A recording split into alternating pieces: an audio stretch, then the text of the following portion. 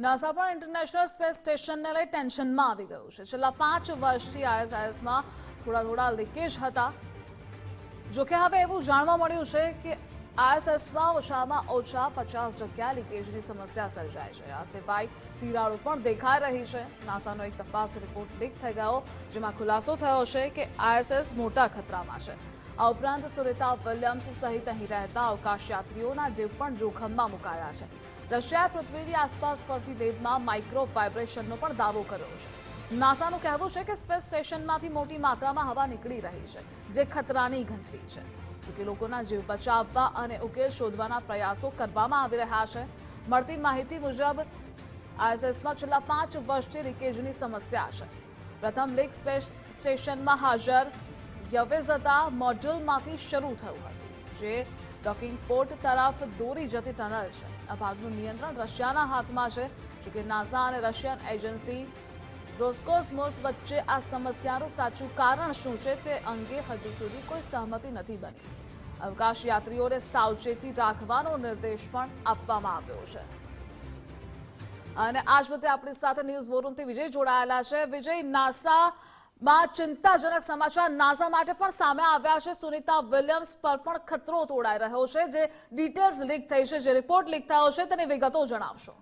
બિલકુલ, આ એક ચોંકાવનારો રિપોર્ટ છે જે નાસાનો છે અને એ રિપોર્ટ લીકેજ થયો છે. તેની અંદર સ્પષ્ટ થયું છે કે ઇન્ટરનેશનલ સ્પેસ સ્ટેશન છે તેની અંદર 50 જગ્યાએ લીકેજ છે, જેને કારણે બહુ મોટું એક અડકંપ મચી ગયો છે. કારણ કે જે ઇન્ટરનેશનલ સ્પેસ સ્ટેશન છે તેની અંદર 10 જેટલા અવકાશયાત્રીઓ જે સમયાંતરે ત્યાં રહેતા હોય છે.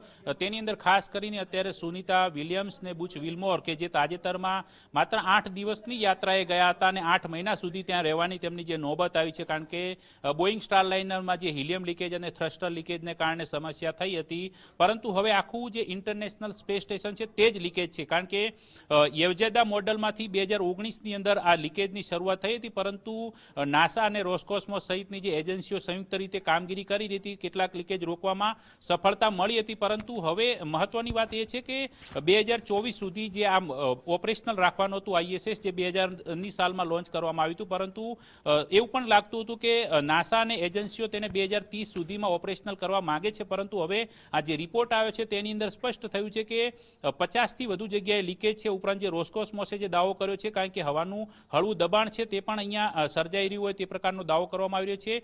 પરંતુ આ જે સમસ્યા છે તેનો ઉકેલ કઈ રીતના આવશે, થોડાક સમય માટે સમસ્યાને નિવારી શકાય તેમ છે, પરંતુ લાંબા ગાળાના આયોજન માટે, એટલે કે 2030 સુધીનો જે ટાર્ગેટ રાખવામાં આવ્યો છે તે ટાર્ગેટ પૂર્ણ થશે કે કેમ તેને લઈને નાસા ચિંતિત છે. પરંતુ સૌથી મોટી ચિંતા એ પણ છે કે ફેબ્રુઆરી 25 સુધીમાં જ્યારે આજે અવકાશયાત્રીઓ સુનિતા વિલિયમ્સ, બુચ વિલ્મોરને જે પરત લાવવાનું એક ઓપરેશન પણ ચલાવવાનું છે, એ ઓપરેશન પૂર્ણ થાય પહેલા રિપોર્ટના કારણે એક ચિંતા પણ છે કે ખરેખર ઓપરેશન પૂર્ણ થઈ શકશે કે કેમ. પરંતુ અત્યારે હાલ તો અવકાશયાત્રીઓને સાવચેત રહેવા માટેના નિર્દેશ એજન્સીઓએ આપ્યા છે.